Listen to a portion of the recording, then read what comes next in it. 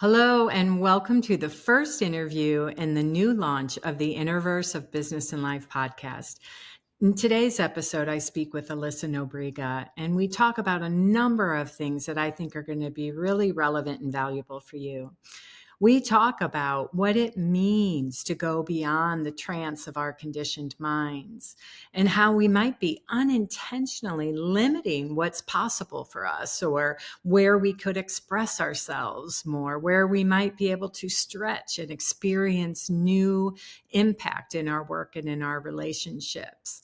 Alyssa shares a personal example of when she had to, in her terms, face her fear full on. She shares, what does that really mean? And what's that look like? And then the amazing results she had in her business after doing that. She talks and shares with us about the nervous system and its relationship to our moment-to-moment ability to be grounded in what we know, to have powerful impact, as well as to step into the unknown. You know, for so many of us, we want to experience ourselves in a new way, or we want to take our life or our business in a new direction. And Alyssa shares why learning to regulate your nervous system is a great way to support yourself as you do that. She also speaks really beautifully about the most important relationship we have, which is that with ourselves. She talks about self-worth and wholeness and what it means to create from a place of our wholeness. Now, if you've never heard of Alyssa before, you're in for a super treat. She is the CEO and founder of the Institute of Coaching Mastery. She has trained hundreds of coaches from around the world. And in fact, a friend of mine and a colleague took her program last year and told me as a result, she feels like she has refined her ability to really hold space and create containers that allow people to have powerful shifts for themselves. Alyssa also has one of my favorite podcasts, which is the Healing and Human podcast. And she's interviewed people like Jim Quick, who's the author of Limitless, Byron Katie, Gay Hendricks, Anita Morjani, and I mean, so many other amazing humans. And if you haven't listened to it, I encourage you to do that. Okay, without further ado, enjoy this conversation with Alyssa.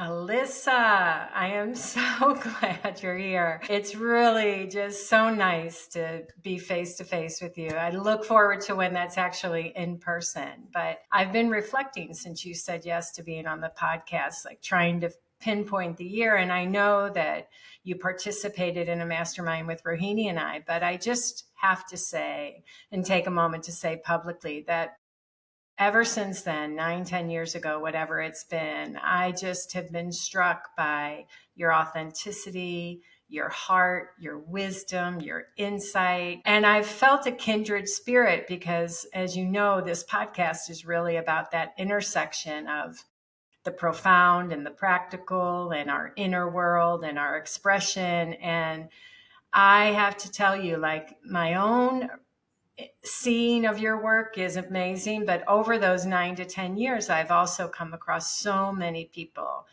that have been deeply impacted by your work and your teaching. And so I'm so grateful to you for saying yes. Thank you. It's such an honor to be invited. And I just love you and I love Rohini. And there's so much alignment and resonance. It's such a full body yes for me. So thank you.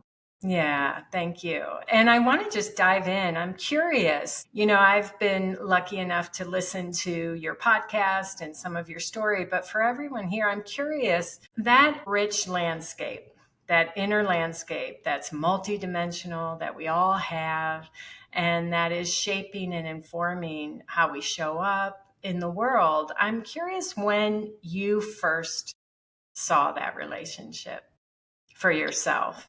With how my inner landscape reflects my outer landscape.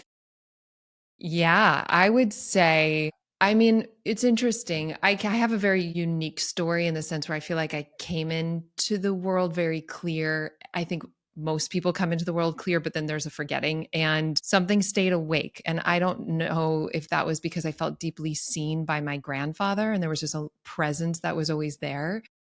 But I remember later on being 18, and I was going through a breakup, as heartbreak can oftentimes lead us to our knees. And my boyfriend had cheated on me at the time. I remember I was at my altar, which is a mesa. My dad did shamanic work from 14 to 20. And so I was in that world. And I'm in college and I'm crying because my boyfriend cheated on me. And I remember being at my mesa. And it was the first time I had the insight and realization that I was in control of my suffering dial based on what I was telling myself in my head. So that the more dramatic the story was in my mind, the more I was crying, the more intense it was. And I think that was the first conscious realization that I was like, oh, there's a connection between what I'm telling myself and what I'm experiencing. And so I remember it, but then I forgot. I didn't fully embody and realize until I went to the University of Santa Monica. And then they started saying outer reality is a reflection of an inner reality, that your life is a mirror. And I started really taking that to heart and living into that. But that was a pivotal moment. And I think suffering can actually help us lead to great insight. Like there's intelligence in the suffering if we use it for our growth and healing. And so that was one of the first realizations that I consciously had. Yeah, I agree with you. I mean, I think that for most of us, a lot of people, it looks like, the goal is to overcome yourself, to overcome your humanness so you can be fully expressed and all of that, which, I'm a fan of. But I think there's something really nuanced in what you're saying, and I'd love you to speak more into it. Like that, what is it about suffering that wakes us up to more of who we are? What is it? Yeah, I do think that life is intelligent. I think that there's a divine design within desire. And as we follow that desire, everything that is stuck or unconscious becomes more conscious. And we can't sometimes see it inside of us. So we have to attract situations or project it onto physical world reality so we can more clearly see it. And so instead of being a victim to life, to really look inside of myself has been one of my principles or ways of living, which I think aligns with you in this audience, which is what is the filter I'm seeing this through? And how can I look at what is looking for my own attention? So if I get triggered, it sucks to get triggered. I get it. It's hard. And rather than staying on the surface level, trying to manage and control life so that I'm free, which really is freedom escapism, that's the freedom from rather than freedom to. Freedom to is saying I can be with the range of my human emotions or the sensations in my body and find freedom through all of it. That's like free enough to experience the full range. And so for me, it's felt easier. And so rather than getting caught up in even this, I'll take my 18-year-old experience, even caught up in the boyfriend cheating, I can't control what he did.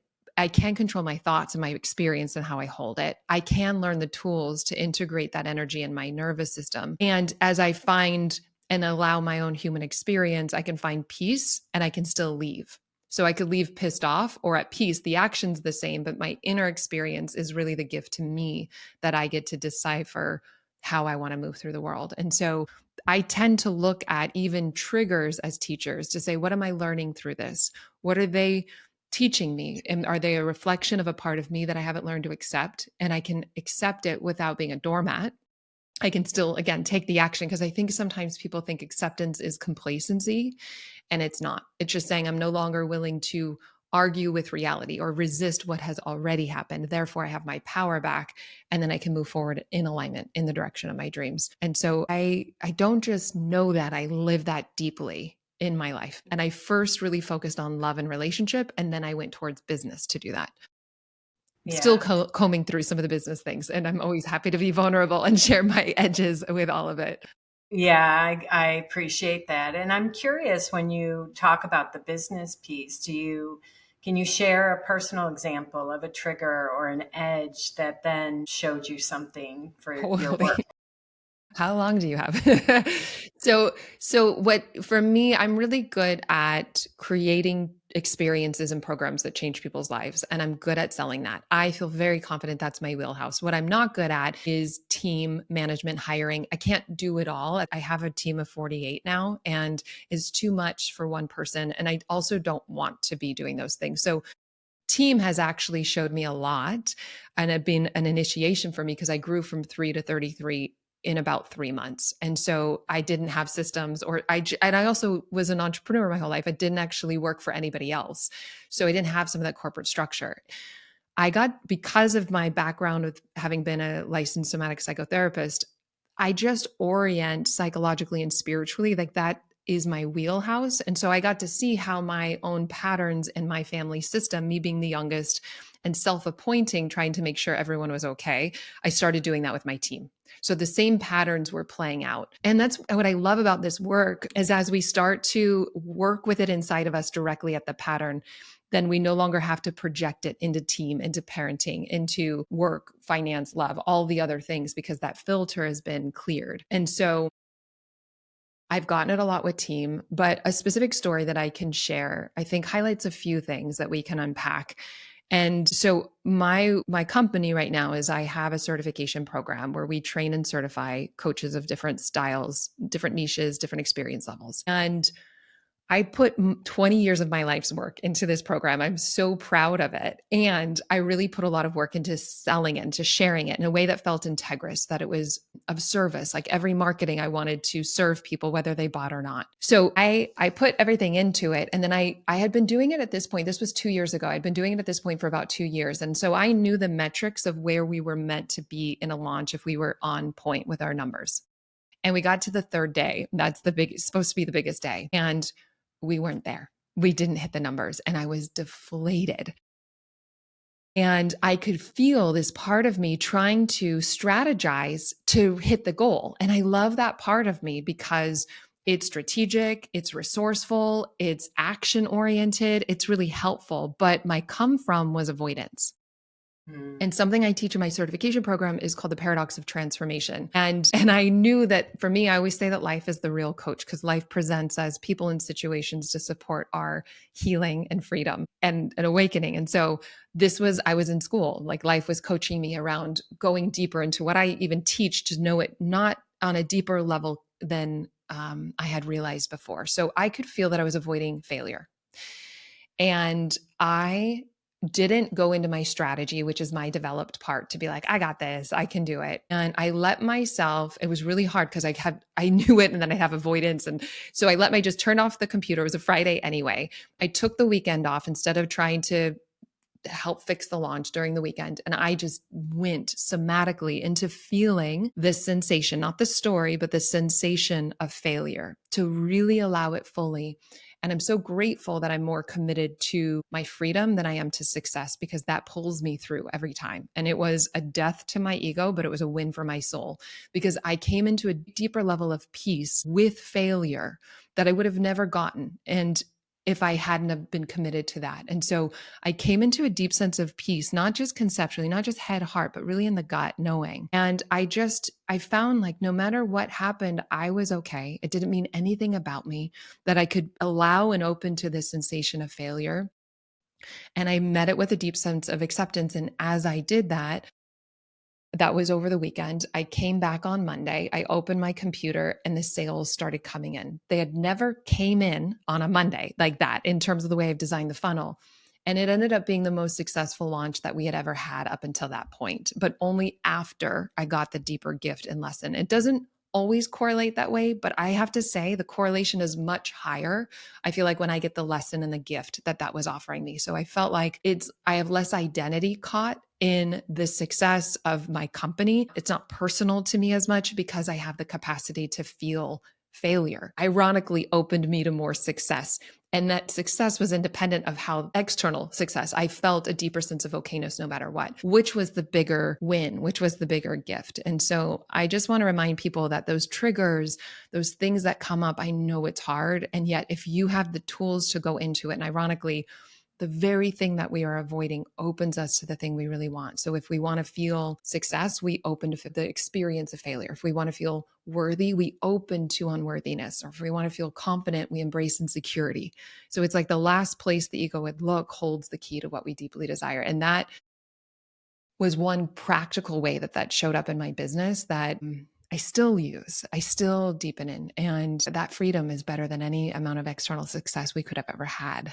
My eyes. Well, there's so much in there, just to start with, I think the distinction between freedom and success is such a beautiful one because I Mhm. think what we all really crave is the freedom. Yeah. And we think freedom is on the other side of the bigger numbers or the other side of the success of something, or, and yet it's such a beautiful illustration of being willing to feel into that fear or that Hmm. thought allowed you to, it had no power.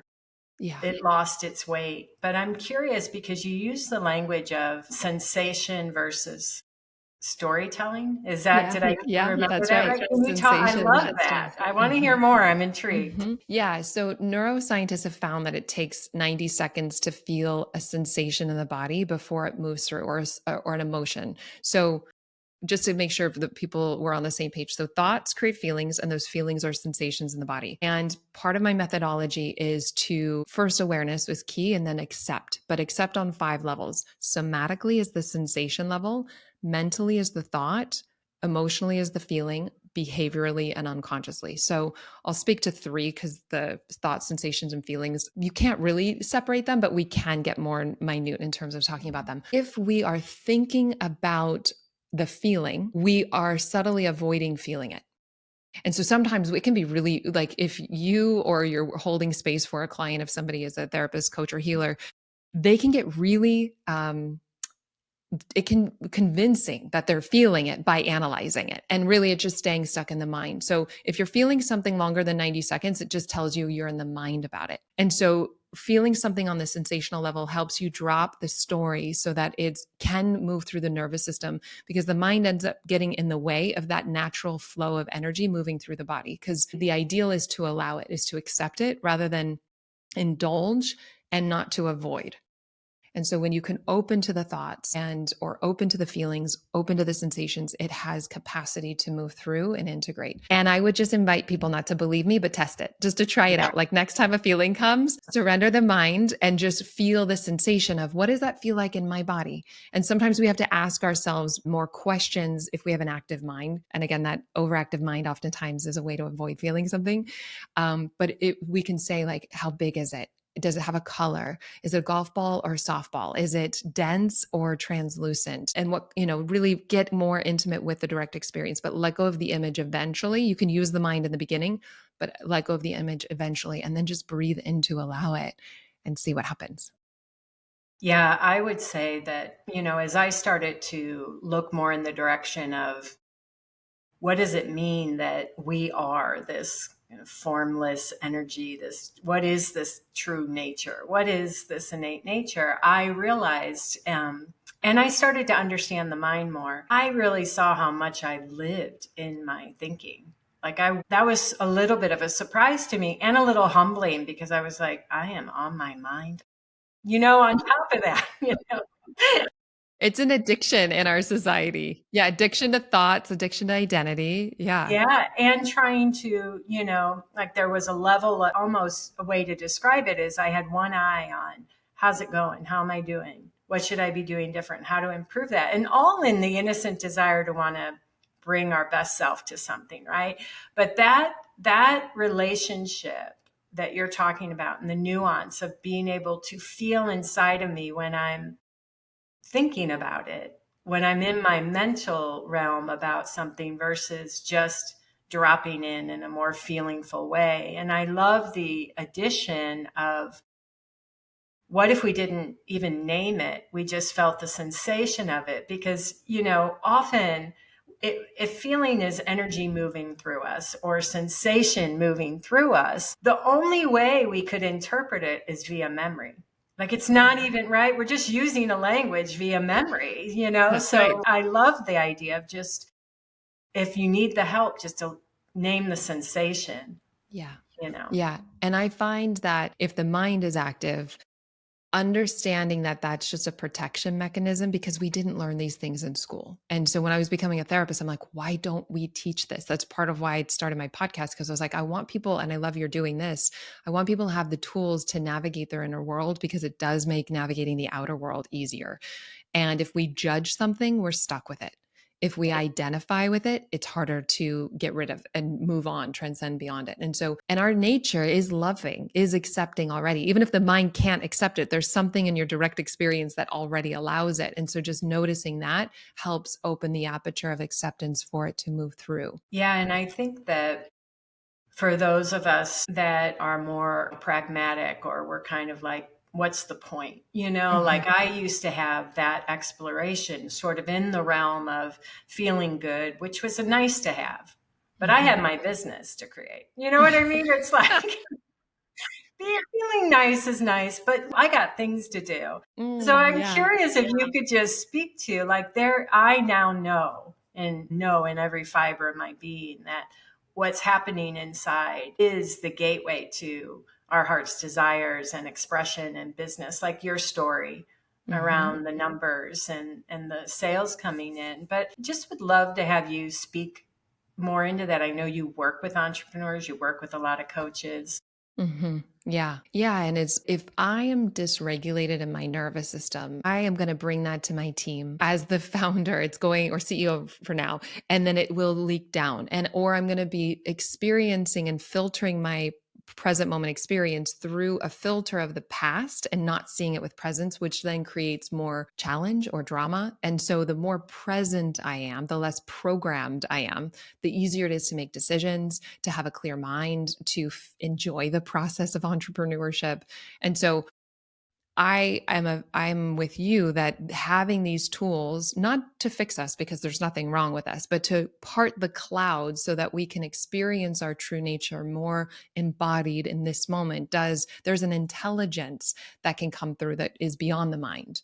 And so it is included of the mind, but it's more than the mind. And so the more we have tools to navigate our inner world, the easier it is to enjoy our lives, our relationships, the work that we do. And sometimes most of our society is really addicted to thought and really addicted to identity unconsciously. And without judging that, that's how we thought we created, I think, from uh, and we've evolved beyond physical survival. Most of us aren't in fight or flight, being eaten by a saber-toothed tiger. Like we're in systems that we are safe in the daily in terms of our well-being for the most part.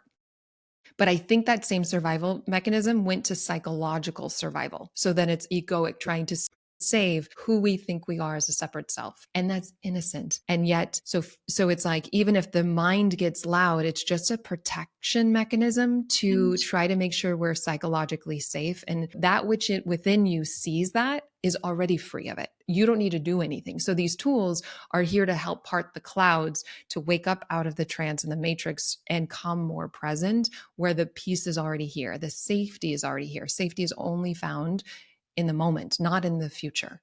And so as we wake up from the trance of our conditioning, the more regular our integrated our nervous system feels, the better decisions we make, the more we enjoy it. I couldn't be a bigger fan of just selling this again and again. And somebody that's listening to this podcast gets it already. And Yeah. so I just want to honor you for that, because sometimes I think the one thing that I teach in my program is there's three stages of awareness. The first stage is unaware. There's people that are living unconsciously without any judgment. It's just where some, and it's not necessarily chronological. We can have it in different areas of our lives.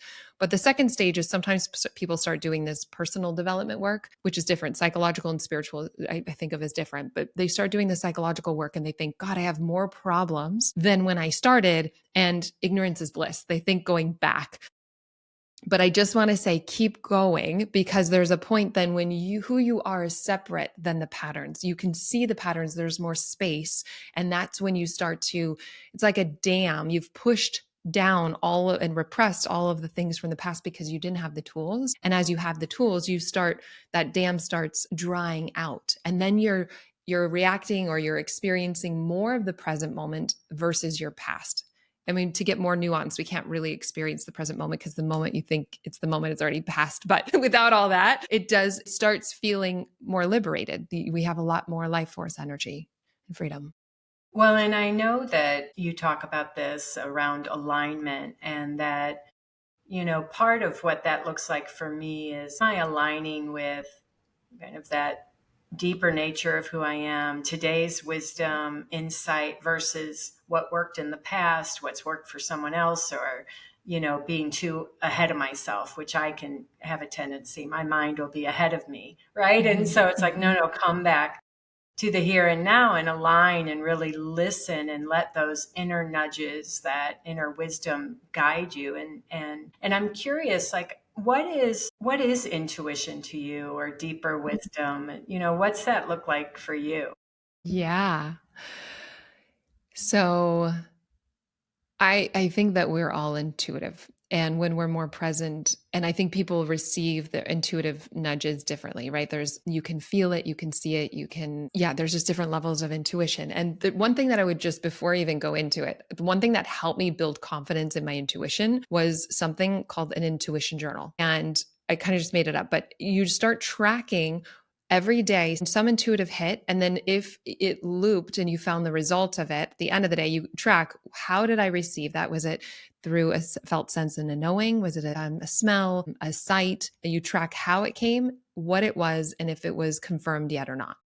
And just doing that weekly can help ground the trust in, well, I am intuitive. Because I think a lot of people think they're not intuitive, and they are. They're just not paying attention and tracking. And so if you just do an intuition journal nightly, and it's very simple, just doing that for a week, it starts building the confidence in ourselves. Because a lot of our authority, especially through the educational system, is very external, like power over, or let me be the expert and tell you, versus us trusting our own intuitive wisdom and knowing. And for me specifically, I got to a point where I was really developing, like paying attention and developing it more. It feels like a dream journal where the more you pay attention to your dreams, the stronger they get. And so I was doing that with intuition. I remember going to Bali one time, and my inner voice was louder. That my intuition was louder than my inner voice, and that I was like, wow, that's incredible. I also think Bali, and that's a side story, amplifies, and I feel very alive and aligned there.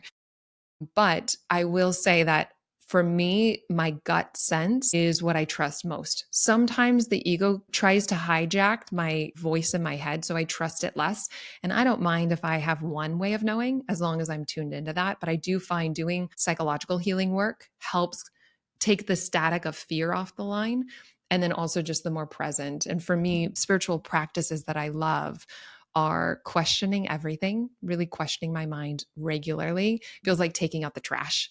And I do it every Sunday for an hour for the last 6 years or so. And then also meditation, and more non dual meditation, questioning, who am I? And so there's less of this seductive force to get caught in thinking that I am a separate self. So those things are really helpful for me.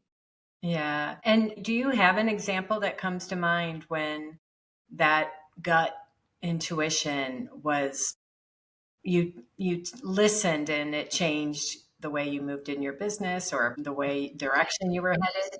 I use it all the time. I mean, even right now, I'm currently looking for a CEO. And I had a woman who was a CEO, but I manifested her from Bali, which, and I wasn't specific enough because she lives in Bali and she could only work from 2 to 6. And that's not fully taking and so she's on the team, but she's working in a different role. So I'm in conversations with CEOs right now, and immediately my body knows and I trust it. So I don't need to go further down the conversation of exploring something if I know it's not a fit. And I'm working with a headhunter, so I'm trying to explain why Yeah. it's a yes or a no and articulating it. And I'm using some concepts, and whether they get it or not, I trust it. But it does, the thing I even would share deeper than intuition. One of the things that what might be really beneficial that's just coming to me intuitively as we're speaking is that the thing that I feel like has been the most powerful lesson that I've gotten from the inner world and the outer world is anytime I'm looking for the outer world to give me something that I don't think I already have, I suffer. And that suffering is intelligence and feedback that it's not out there.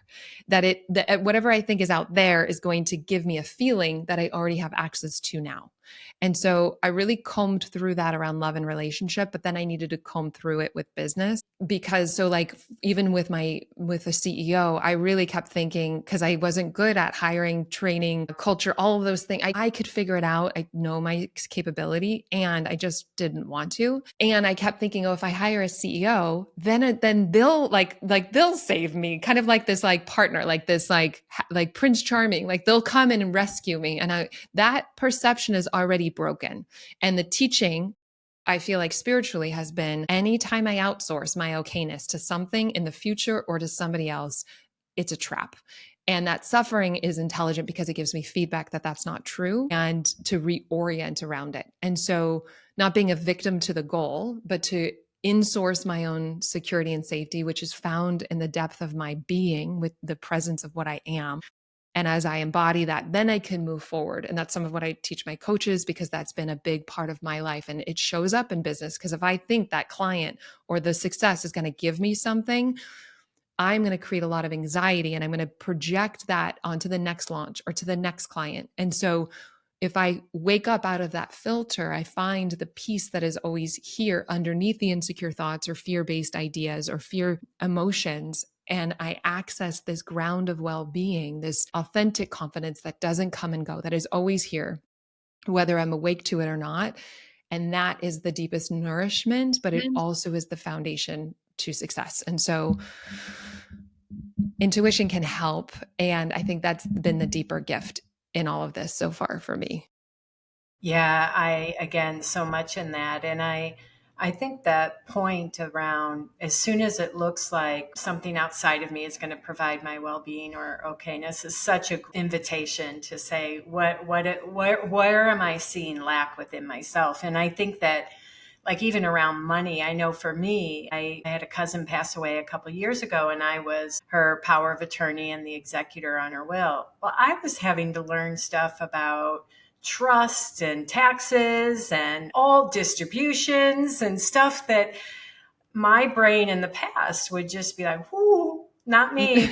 I don't do that. I'm not good at that. And because there was no one else to turn to, and because I wanted to do right by her request and all that, I just had to keep diving in. And to come just to share, like, the stress of my nervous system at times was so triggered. And so I was curious about that. I could really see it. And I know that part of that I saw, like, oh yeah, there's something around money that I have decided I miss that.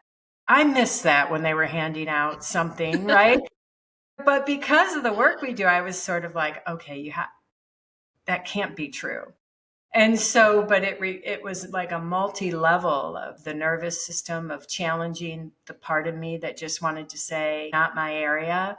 And I've seen that since that time with my own business, just to share. It's like, yeah, you got to put your house in order a little bit more. There's a way you've been not fully standing in the authority as a business owner and, around money and the back end systems and all of that. So yeah, I can really relate to what you're saying. Me too, with money specifically. I went to become a therapist. I was first a coach, went to become a therapist because then I thought, oh, I didn't need to deal with money. I would just take insurance and not need to learn business. And then I was schooled and, oh, wait, because they didn't teach me that in therapy school. And so I hustled. I just tried to figure it out. And then I started using these types of psychological, spiritual principles to money so that I could use money to get free, a deeper freedom than money could Yeah. provide. And that was an important piece of my journey. And I would highly recommend anyone do that work, because when I got that I could financially support myself independent of a pandemic or of a recession,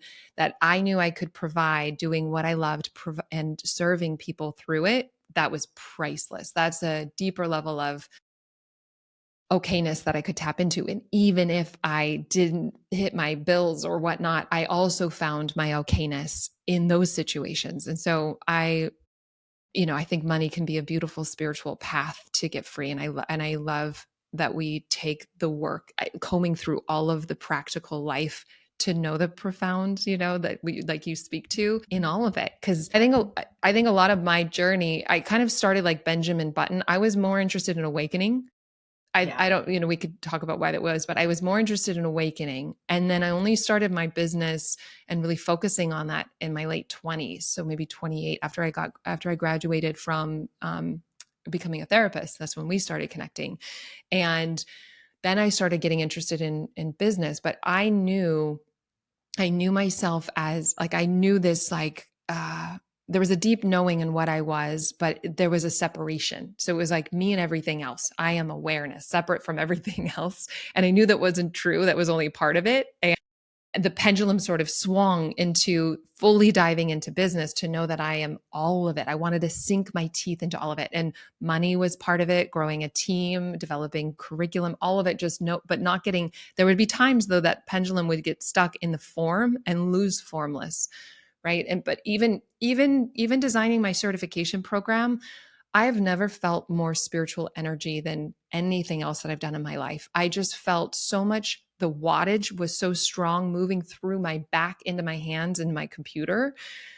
It's like I got out of my own way and there was just a light of an energy that was, I was working 16-hour days for a little while, and yet I was lit up because I wasn't using my own personal reserve as a separate self. There was something else moving through. And then there were times that I was burnt out and learning. And so this, it was kind of my dance of integrating I am nothing and I am everything.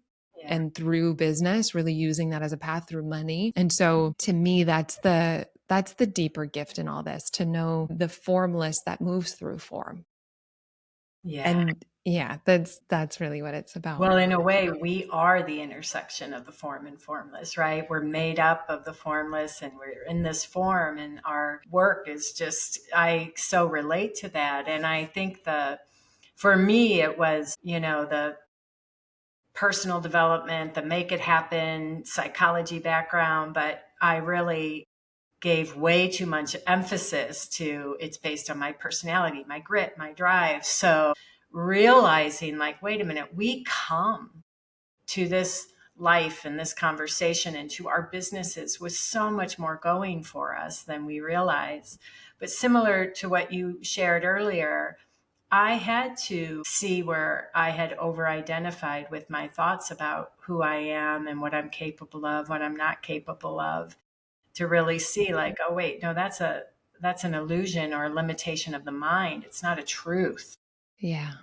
Yeah. And I think that we're sold this idea that there's this final arriving point in our business, like when we hit the goal, that then it will be okay. Even in spirituality, like when I'm enlightened, which is funny in of itself to see through that. But there's this idea that it's the set point and then it's never again when it's, anyway, I have so much.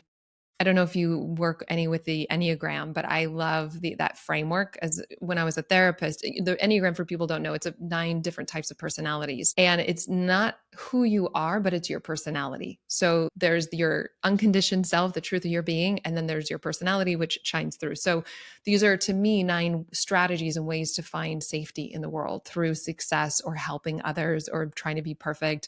There's 9 types, and I I have a lot of 3, a lot of achiever energy. And so that's based on my conditioning from it being a kid.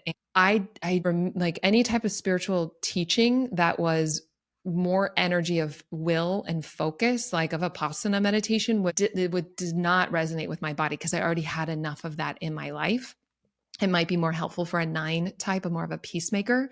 And so really just the path is, for me, has been more about removing the barriers in my perception that block what I am. And so meditation stopped being about trying to get somewhere, just enjoying the being, the presence that I am. And so I think different spiritual teachings support us at different parts in unraveling and connecting with the heart or waking up from the mind. I think both are important. Even having masculine and feminine teachings are important. But yeah, it's all fun. It's all play. And I think of enlightenment and spirituality a little bit different too. Do you want to share more about that? Yeah, I mean, I think of enlightenment more as self-realization, more about like letting go of the identity, versus spirituality can sometimes feel like moving kundalini energy or playing with intuition, and those are all great things. But for me, I don't like to get distracted with. For me, it's more about questioning who I am, and Yeah. that's been the most important thing. Yeah, I think that for me too, do I really know who I am at our essential core, and combined with all the quirkiness and flavors and conditioning, that preferences that make me me, like to Yeah. see it all and live it Yeah. all. And I think Human that and being. Yeah, yes, both. I love that. Yes, exactly. Yeah, and I think our businesses just bring home what you're saying is our businesses or our relationships or just life in general can all be a vehicle of self-actualization or a vehicle of waking up to our true nature, all of that. And I love that. I'm so grateful for that. Me too. I don't know. I often say I don't know how people do it any other way. And then I remember there's a lot of self medicating in the world through addiction and without judgment. There's just an invitation to have tools that really nourish us or open us to our true nature, which is essentially what we're all searching for anyway, which is where the searching is coming from. My favorite quote is from St. Francis of Assisi. He says, "What you're looking for is what's looking." What you're looking for is what's looking through these eyes right now, this presence. And it's so easy to overlook and it's so easy to get distracted in all the form of the divine, and to have conversations like this that are tuning forks to remember what we are and to live a deeper truth, I think is not only a rebellious act, I think it's one of the most beautiful things that we can do in the world.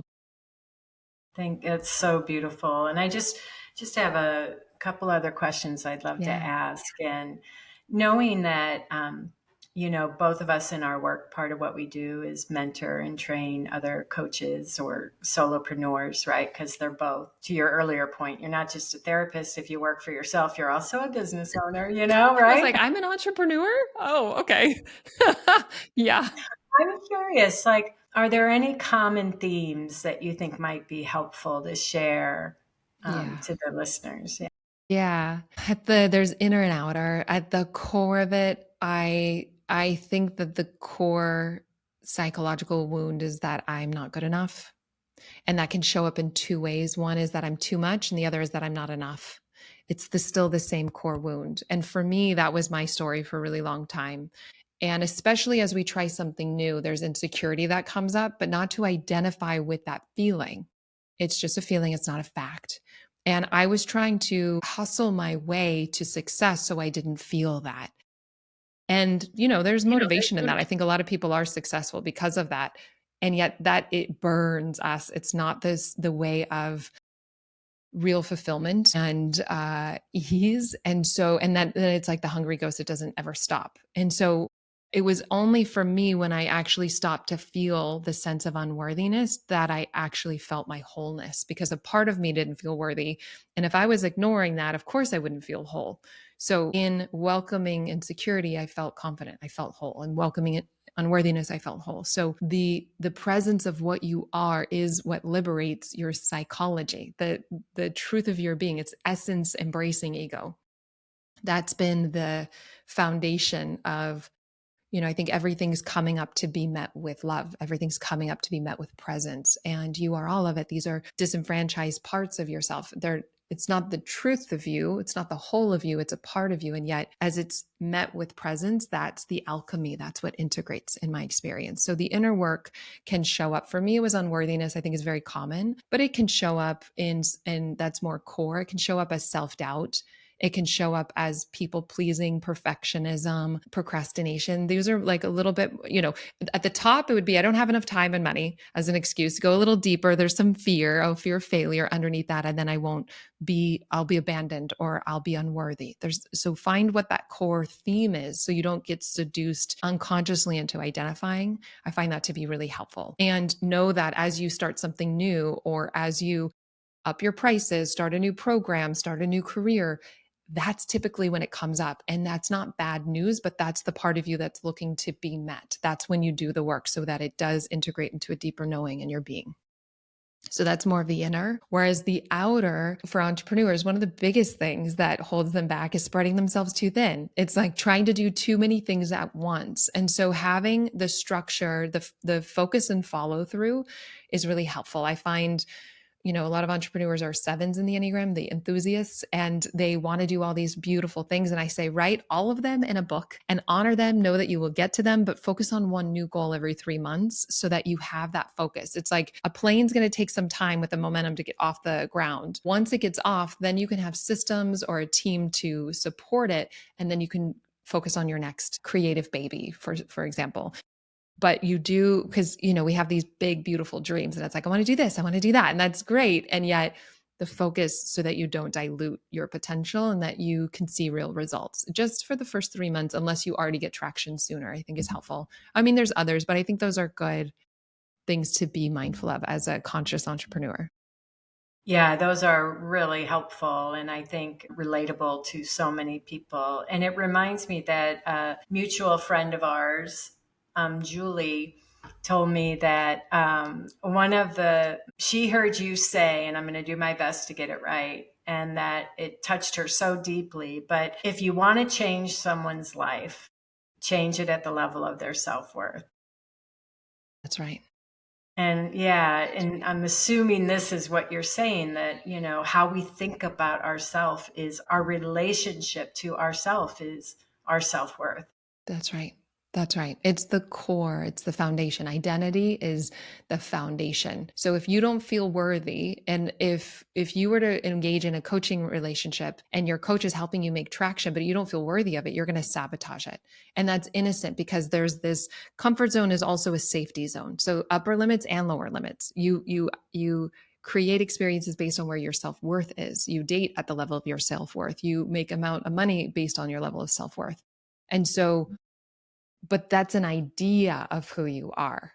It's not the truth of you. And so for me, it's like I had, by embracing that part of me that didn't feel worthy, helped me not feel like I needed to run away from it. And then I started realizing that no definition the mind puts on me could ever capture the truth of my being. It's an idea. It couldn't capture who I am. And so you are bigger than any concept of good enough or not good enough. You're bigger than all of that.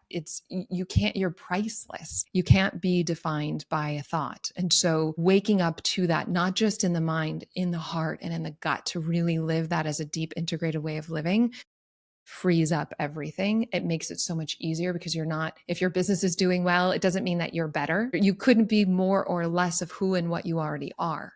And so getting off of that roller coaster feels more peaceful. I think some people are scared it's boring. It's not. It is more peaceful. And then you make clear decisions. You feel more in alignment with the way that you move forward in your life. And there's nothing that you need to do right now to be any other than what you are. It's just about realizing it. That's it.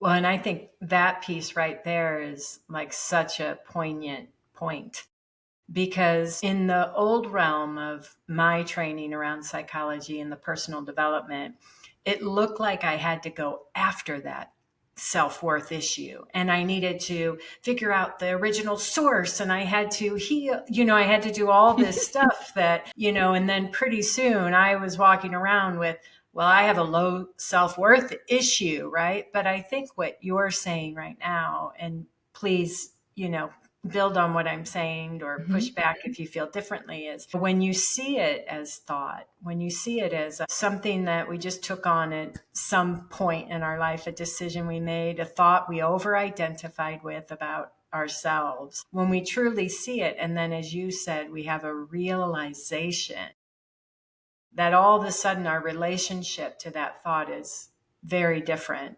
That's right. Very That's different. right.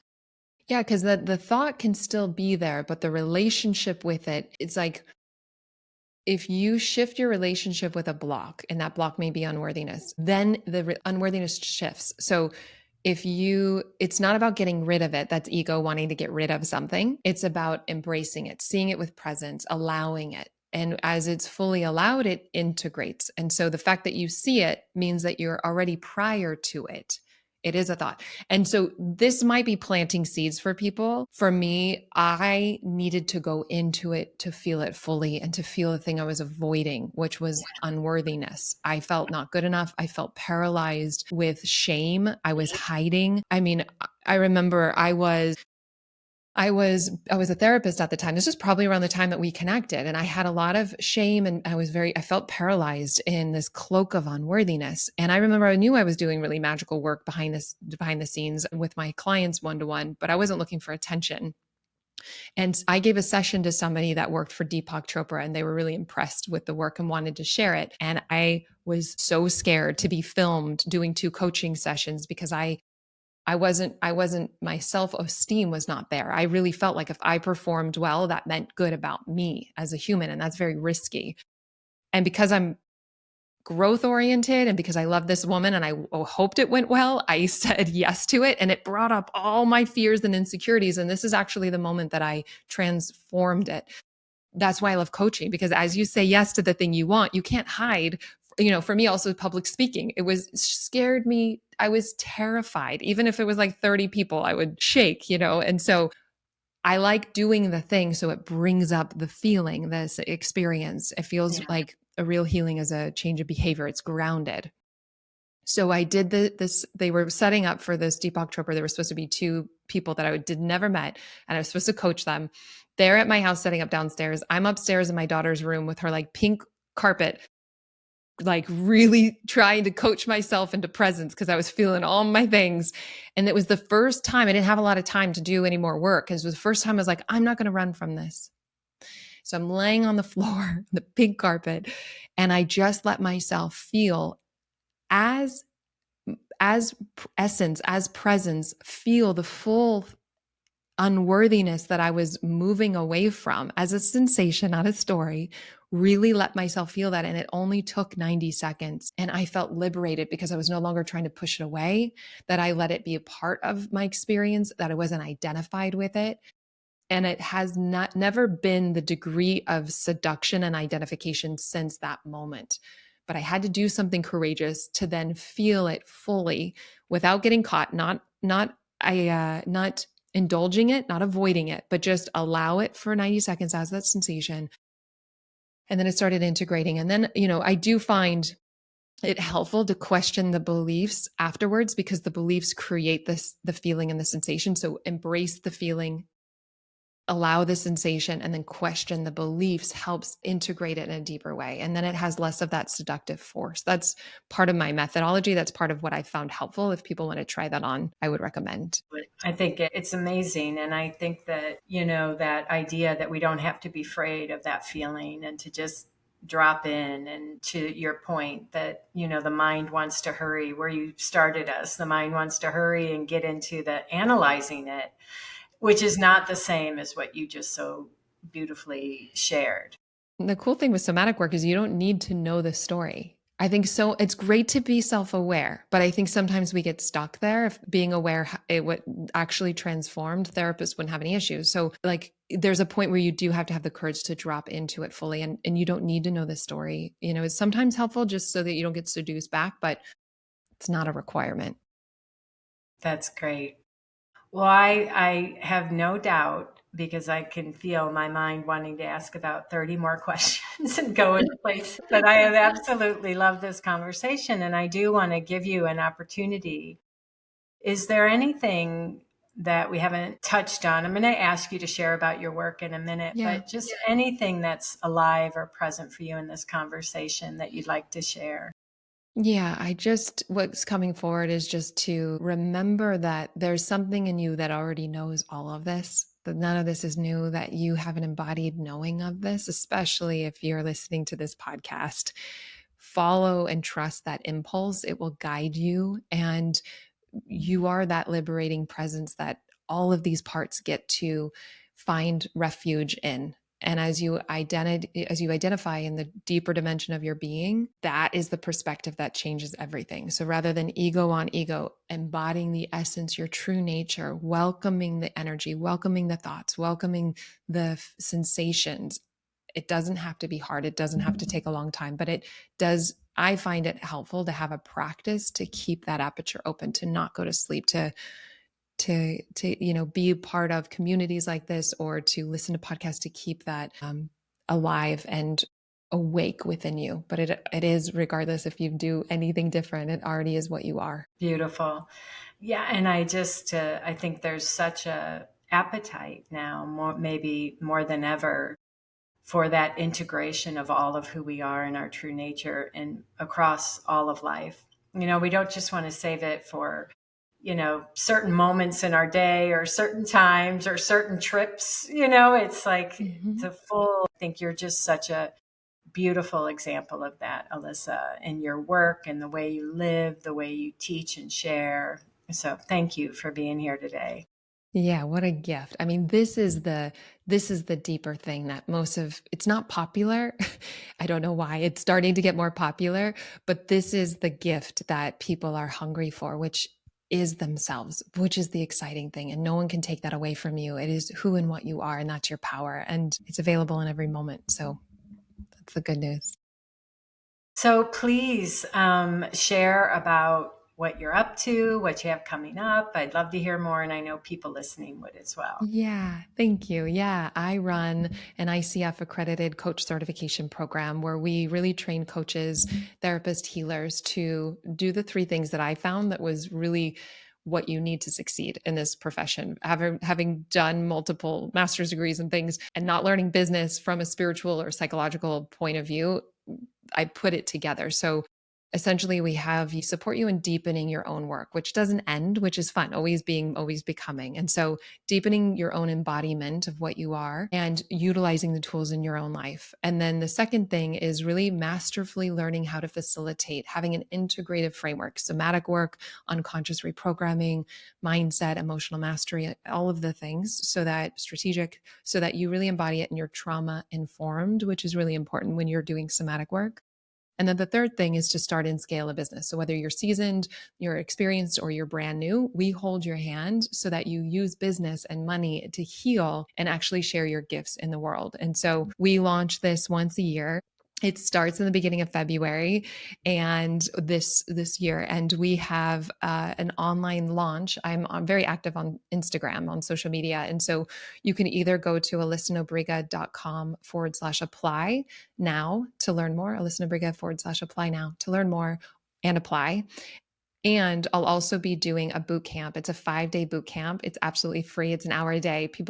It's all about confidence in clients. So people get results just by being in this experience where I coach you live. I bring people up. I give you tools that you can use on yourself and with your clients. So that's free. That starts January 27th. And I would love to have you there if you feel called. You can go to alyssanobriga.com/bootcamp for that.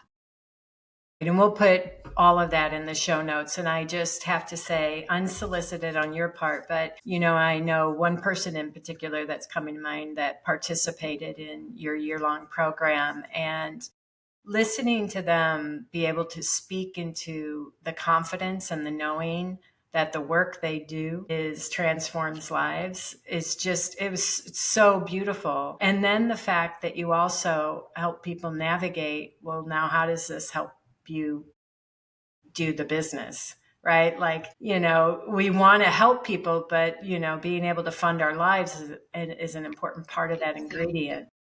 Exactly. And I did it as a choose your own adventure because I don't believe in a one size fits all business model. We have different goals, we have different things that light us up, and you can do things that light you up. And so we have a 30%, it might be 33% re-enrollment rate, meaning people love the program so much they do it 2, 3, 4 years in a row because they can keep growing within it if they feel called. But it just, to me, is a testament for the power of this work and really bringing business into the spiritual and psychological so that you feel empowered. I needed that. And so that's part of the give back around it. Well, thank you so much. I look forward to our paths crossing again soon. Me too. Hopefully What a in person. gift. I would love that. What a gift. Thank you, Barb. Thank you. As always, thank you for tuning in. If you enjoyed this podcast, it would mean a lot to us if you could take a moment to first subscribe and follow wherever you like to listen to podcasts. Hitting the follow button means you'll never miss a show. All you have to do is hit the plus sign in the upper right-hand corner or click on follow. While you're there, if you like what you're hearing, we'd appreciate you taking a moment to give us a shout out and review. Most importantly, however, if you know anyone that would benefit from this episode, please pass it along. And finally, if you'd like to learn more about my work, Innerverse Academy, or upcoming events, you can check out my website at barbarapatterson.com. You'll find some great resources, classes, and videos, and a lot more. Thank you again for being here. See you next time.